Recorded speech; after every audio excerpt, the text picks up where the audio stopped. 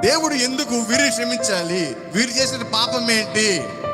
ఎందుకని దేవుడు సిలువ అయ్యాడు, సిలువలో యాగం అయ్యాడు, ఎందుకు ప్రాణం పెట్టాడు అంటే మానవుడు చెప్పిన మాటలు వినలా, ఆజ్ఞను అతిక్రమించాడు.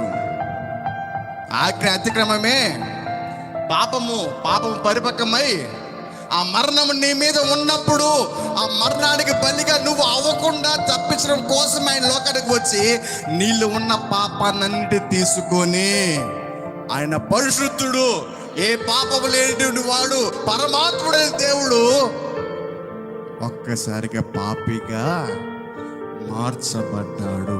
పరిశుద్ధుడు మనలో ఉన్న పాపాన్ని తీసుకొని పాపిగా మారాడు. పాపి అయిన నేను ఆయన పరిశుద్ధత తీసుకొని నేను పరిశుద్ధునిగా అనగా నీతిమంతుడిగా నేను మార్చబడ్డాను. ఇది ఎంతటి ధన్యత!